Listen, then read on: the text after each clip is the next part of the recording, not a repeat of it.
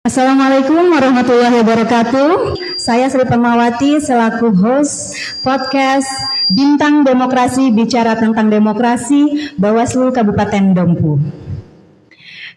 Ini merupakan podcast pertama dan merupakan episode pertama. Bismillahirrahmanirrahim. Assalamualaikum warahmatullahi wabarakatuh. Alhamdulillah wa syukurillah wa la hawla wa la quwata illa billahil aliyyil azim. Sebagaimana yang sudah disampaikan oleh host bahwa ini adalah podcast perdana milik Bawaslu Kabupaten Dompu yang dinamakan Bintang Demokrasi, bincang tentang demokrasi. Kita sudah menyiapkan satu narasumber yang mengisi perdana di podcast Bintang Demokrasi ini, itu Pak Dr. Ikhlas. Jadi selamat sore Pak Dokter, kami sangat berharap untuk podcast perdana ini membawa keberkahan, kelancaran untuk bicara-bicara demokrasi selanjutnya. Demikian dari saya, wassalamualaikum warahmatullahi wabarakatuh. Waalaikumsalam warahmatullahi wabarakatuh. Bagaimana kalau mendengar suara Pak Ketua begitu hangat ya di sore-sore hari ini. Terima kasih Pak Ketua. Luar biasa dukungan pimpinan kami di sini. Mungkin kita langsung saja karena ini juga sebenarnya sudah jam-jam ngabuburit ya. Oke, kami ucapkan selamat datang kepada tamu kita yang terhormat Pak Dr. Ikhlas SPD MPD SH. Silakan Pak Dokter, mungkin bisa in frame bersama kita di sini. Oke, sedikit ya. Kita tidak asing dengan wajah beliau, sudah melanglang buana kalau di kawasan Bawaslu Dompu dan di Kota Bima juga, di Kabupaten Bima. Beliau merupakan seorang akademisi muda ya.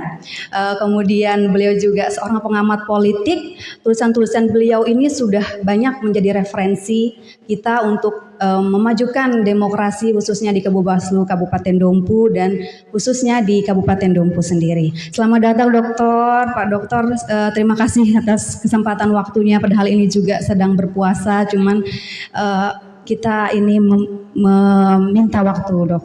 Baik sahabat Bawaslu, untuk episode pertama kita pada sore hari ini temanya izin Pak Dokter dan sahabat Bawaslu itu Ramadan berintegritas, menjaga demokrasi dengan nilai kejujuran dan amanah. Itu tema yang dipilih oleh tim-tim produksi nih Pak Dokter untuk menyemarakan gitu episode pertama ini. Mungkin kita langsung saja ya karena waktu juga dan Pak Dokter juga ini sudah jauh meluangkan waktu ke sini. Pak Dokter, kita berbicara di sini dengan dua kata kalau melihat dari temanya. Itu ada dua kata, ada integritas dan kejujuran. Kemudian kita kaitkan dengan suasana sekarang bulan Ramadan. Bagaimana relevansinya ini Pak Dokter? Oke, baik. Terima kasih host yang telah mengajukan pertanyaan. Sebelumnya saya terima kasih juga kepada Ketua Bawaslu dan keluarga besar Bawaslu Kabupaten Dompu. Buat saya ini adalah satu langkah yang cukup progresif ya dalam proses demokrasi penyelenggaraan pemilu khususnya. Saya berikan apresiasi yang setinggi-tingginya sebagai akademisi dan sebagai masyarakat Dompu. Kalau bicara soal sebagaimana pertanyaan yang diajukan oleh host tadi, bahwasannya bicara penyelenggaraan demokrasi itu kan bicara tentang integritas dan kejujuran. Saya kira ini sangat positif tema ini diangkat karena relevansinya di momentum bulan Ramadan ini dalam konteks sudut pandang Islam. Bulan puasa itu tidak hanya sekedar sebagai ritualitas menahan lapar dan haus begitu Mbak ya. Tapi juga sebagai momentum tazkiyatun nufus ya, pembersihan jiwa seseorang. Jadi ini tidak ada orang yang bisa mengetahui dia puasa benar atau tidak ya. Nah, hanya dirinya sendirilah yang bisa mengetahui gitu ya. Karena itu dalam konteks relevansi dengan demokrasi itu penyelenggaraan politik dan demokrasi, kejujuran seseorang itu menjadi kunci gitu ya. Kejujuran penyelenggara itu secara personal itu menjadi kunci, dari kejujuran integritas personal menjadi integritas institusional, itu yang paling penting di momentum Ramadan ini. Saya kira itu yang paling poin di momentum Ramadan ini, Mbak. Iya, terima kasih jawabannya ini sangat mudah dipahami kami pikir ya, sahabat Bawaslu. Bagaimana integritas ini sangat kita mulai dulu dari pribadi kita masing-masing. Kemudian kalau sebagai anggota masyarakat ini, karena di penonton podcast kita nanti kan masyarakat umum. Sebagai masyarakat bagaimana bisa berkontribusi nih Pak Dokter untuk menjaga nilai amanah ini khususnya dalam berdemokrasi, karena kebanyakan di Gen Z terutama kebanyakan pemuda-pemudi kita ini apatis. Betul.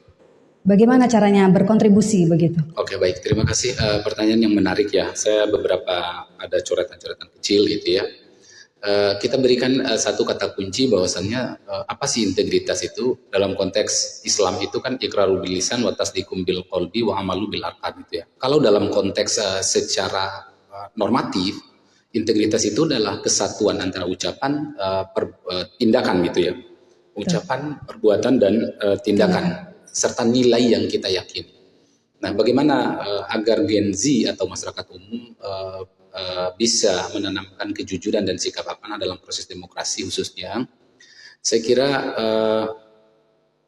demokrasi itu pemilik tunggalnya itu adalah rakyat gitu ya. Betul. Karena itu sebagai pemilik harusnya generasi dan rakyat itu merasa memiliki. Kalau dia merasa memiliki atas apa yang dia milikinya, maka dia harus merawat itu ya, melindungi, menjaga martabat dan kehormatan demokrasi itu sendiri. Siap. Salah satunya itu menolak politik uang misalnya. Nah, itu dia. Berpartisipasi, mengedukasi masyarakat awam itu bahwa politik yang baik itu adalah politik yang punya integritas, yang tidak berorientasi pragmatis, kira-kira seperti itu. Saya kira itu peran masyarakat dalam menjaga, memproteksi jalannya demokrasi dengan mengartikulasi nilai-nilai amanah itu sebagaimana yang kita jalankan di bulan suci Ramadan ini. Nah siap, nah itu sudah langsung tuh diulti sama Pak Dokter ya. Salah satu cara kontribusinya itu dengan menolak politik uang. Itu merupakan salah satu tindakan nyata untuk menolak, untuk menjaga, maksud kami menjaga integritas kita sendiri. Itu adalah kontribusi nyata kita sebagai masyarakat dan sebagai rakyat, begitu ya Pak Dokter. Kemudian mungkin sedikit kita melebar. Setelah kita berintegritas ini Pak Dokter, di bawahnya lagi mungkin ada sekarang ini rasa malu. Rasa malu, bagaimana cara kita menghilangkan rasa atau budaya malu ini di masyarakat. Sekarang soalnya masyarakat atau sahabat Bawaslu mungkin sudah banyak melihat ya, cuman kebanyakan menutup mata. Bagaimana cara kita menepis atau minimal untuk membangkitkan kembali rasa malu kita, untuk membangun kembali budaya rasa malu mengenai pelanggaran pemilu pada khususnya, gitu Pak Dokter.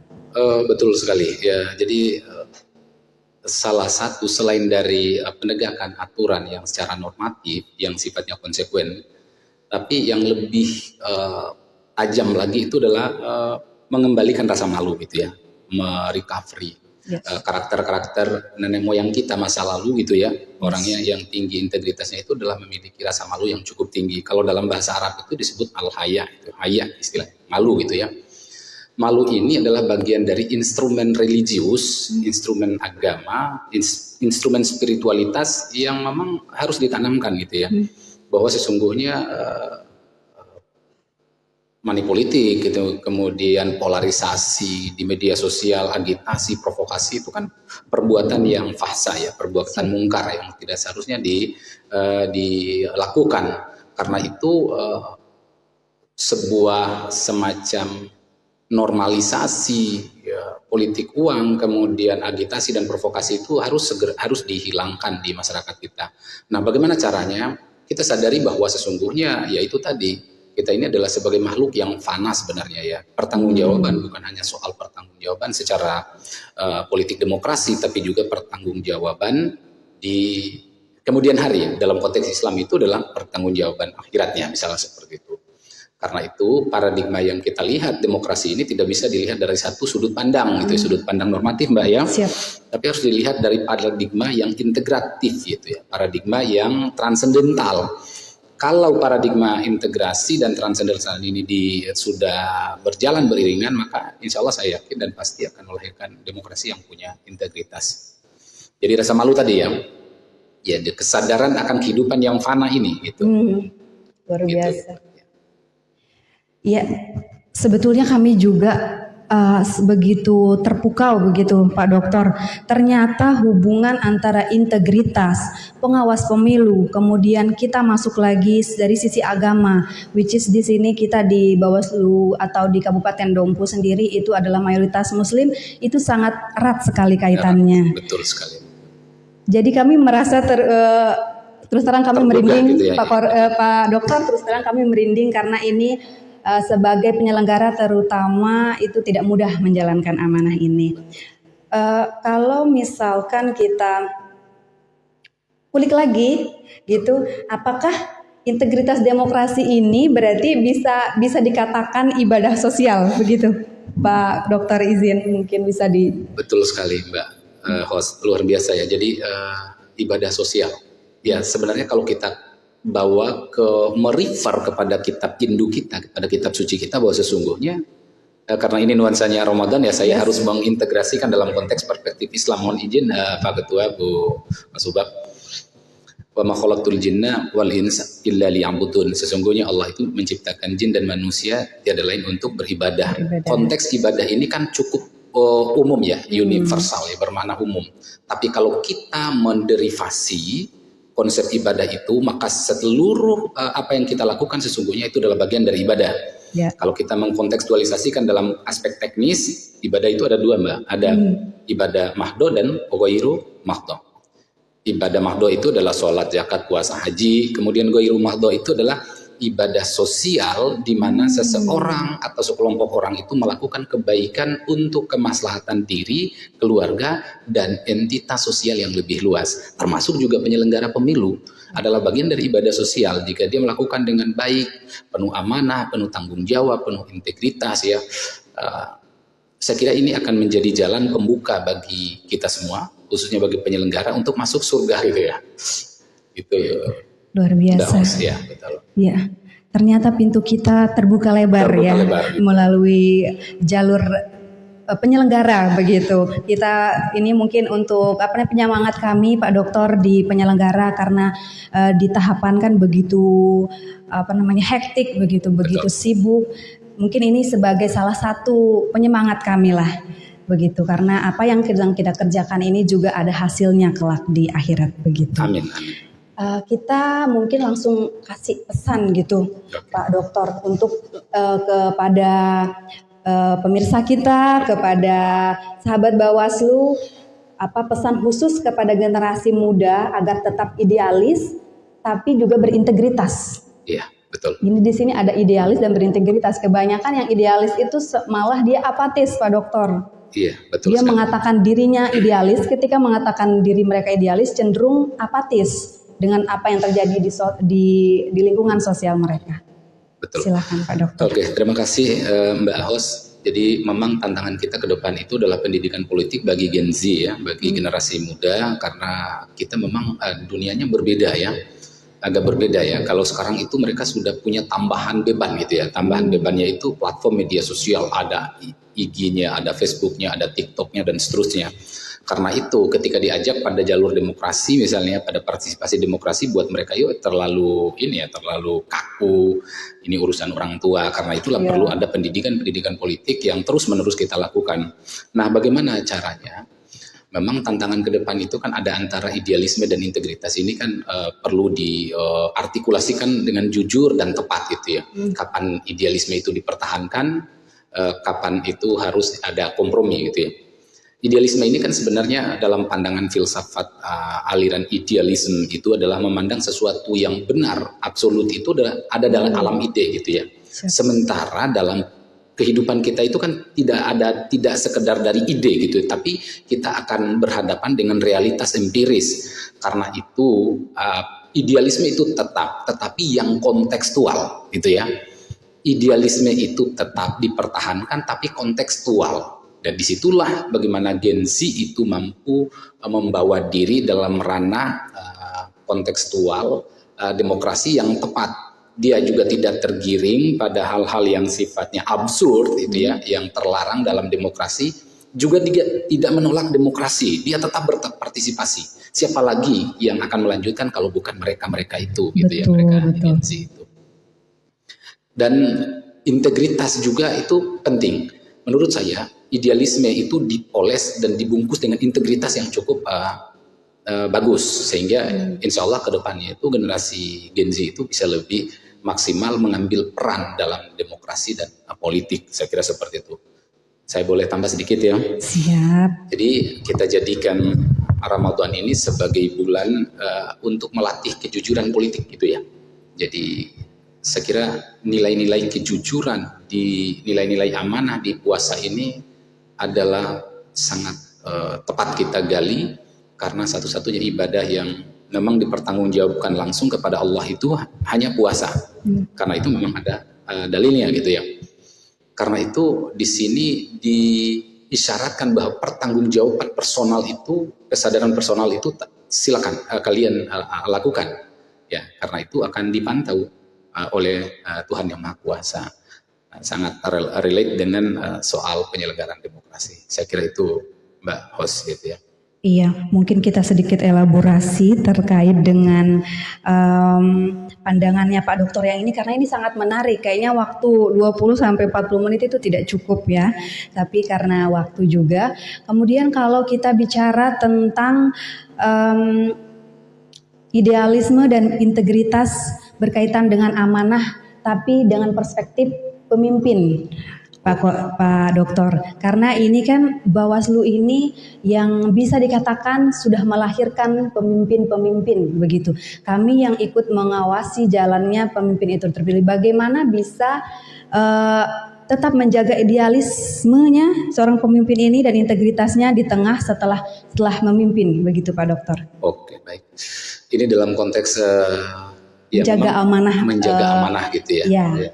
Ini sebenarnya kepala daerah gitu kan, itu yang dimaksud ya. Ya, pandangannya Pak Dokter dari kacamatanya Pak Dokter. Betul. Sebaiknya bagaimana begitu Pak Ya, Dokter? jadi kepala daerah kemudian legislatif itu kan produk demokrasi itu ya, produk demokrasi yang menghabiskan uang yang cukup banyak ya untuk menghasilkan mereka gitu ya. Karena itu prosesnya sudah dikawal benar oleh Bawaslu, penyelenggara pelaksana teknis oleh KPU, penyelenggara pemilu dan DKPP gitu ya. Hasilnya itu pasti hasilnya yang terbaik, karena itu adalah sudah melewati proses yang cukup ketat. Karena itu setelah menjadi pemimpin, seharusnya nilai-nilai, bukan seharusnya, wajib hukumnya ya, nilai-nilai integritas, amanah, mendengar apa hal-hal yang di kebutuhan rakyat itu adalah bagian dari sikap amanah seorang pemimpin yang harus dipertanggungjawabkan. Karena kalau kita tidak konsekuen terhadap janji-janji kita, maka sesungguhnya kita atau pemimpin itu telah berkhianat dengan proses demokrasi yang telah dilewati, gitu ya. Apalagi prosesnya cukup panjang sekali, gitu ya, dikawal oleh orang-orang hebat, ketuanya yang cukup kalem tapi punya ketegasan, integritas tinggi, saya kira, dan timnya itu luar biasa, gitu ya. Jadi saya kira itu penting ya, bukan hanya sekedar pada saat penyelenggaraan pemilu atau pilkada, tetapi juga sampai di akhir kepemimpinan harus menjaga sikap amanah dan integritas itu demi kebaikan daerah dan bangsa. Ya, puas ya kalau dijelaskan sama Pak Dokter. Kami berharap semoga ada pemimpin-pemimpin yang mendengar juga podcast Bawaslu yang pertama ini. Pak Dokter, ini yang terakhir mungkin Pak Dokter. Siap. Kami izin. Itu harapannya. Harapan apa yang ingin disampaikan? Ini sebenarnya juga mungkin yang transformasi gitu ya dari Bawaslu melalui Pak Dokter gitu, karena kami yakin Pak Dokter bisa menyuarakan apapun aspirasi dari Bawaslu karena beliau juga sangat erat dengan sudah mengetahui pola-pola kerja, cara kerja begitu. Izin Pak Dokter, kami izin harapan apa yang akan disampaikan kepada masyarakat di bulan Ramadan ini untuk masa depan demokrasi di Indonesia dan khususnya di Kabupaten Dompu. Baik, terima kasih ya. Ketika di WhatsApp sama Pak Kasek sama Ibu Kasubag itu, Pak Dokter bisa jadi narasumber Bawaslu, saya bilang siap gitu. Ya, tapi dengan catatan belum ini gampang. Saya ini kan keluarga besar Bawaslu gitu ya. Terima kasih. Jadi apalagi semua mahasiswanya semua sebagian besarnya itu mahasiswa kita. Nah, buat saya itu adalah bagian dari ekspresi ibadah gitu ya. Nah, harapan kita semua adalah kepada masyarakat di momentum bulan suci Ramadan ini, saya kira Ramadan itu tidak hanya memang 1 bulan dalam 1 tahun, tetapi nilai-nilai Ramadan itu harus mewarnai 11 bulan ke depan gitu ya. Entah itu di mana kita pun bekerja, di institusi kita bekerja, sebagai penyelenggara pemilu, sebagai masyarakat, nilai-nilai puasa itu, nilai-nilai Ramadan itu harus kita artikulasikan yang secara utuh dan komprehensif di 11 bulan ke depan gitu ya. Karena itu menurut saya bulan puasa itu harus menjadi magnet moral atau ikatan moral bagi personal dan komunal untuk memproteksi diri dan memproteksi sosial agar benar-benar memiliki nilai kejujuran, integritas, amanah, tanggung jawab gitu ya. Karena bagaimanapun akhirnya kita ingin daerah ini menjadi daerah yang baldatun thayyibatun wa rabbun ghafur, istilahnya Pak Ketua kita ya. Negeri yang damai, sejahtera, sikap respek dan saling menghormati. Saya kira itu Mbak Osia. Ya, terima kasih banyak Pak Dokter atas waktunya. Ini karena kita dibatasi juga dengan waktu. Percakapannya begitu padat ya, honestly, begitu padat, dan kami rasa ini tidak cukup dibahas dengan 1-2 esai pun sangat bisa.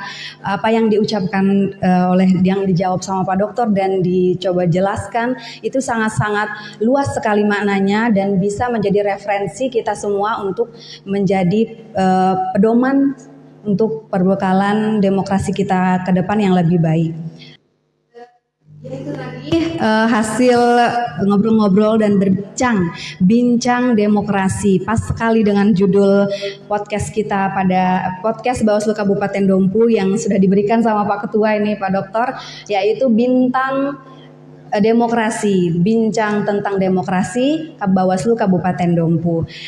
Itu dia perbincangannya bersama Pak Dr. Ikhlas. Mungkin ada beberapa sahabat Bawaslu yang belum puas. Nanti kita akan ikuti lagi di episode-episode selanjutnya. Mohon kesediaannya mungkin Pak Dokter nanti kalau kami undang kembali, karena jujur saja ini sangat belum puas gitu Pak Dokter. Untuk kita bahas lagi di sesi-sesi selanjutnya. Terima kasih sekali lagi. Semoga mendapat keberkahan juga. Semoga selalu sehat. Terima kasih. Assalamualaikum warahmatullahi wabarakatuh.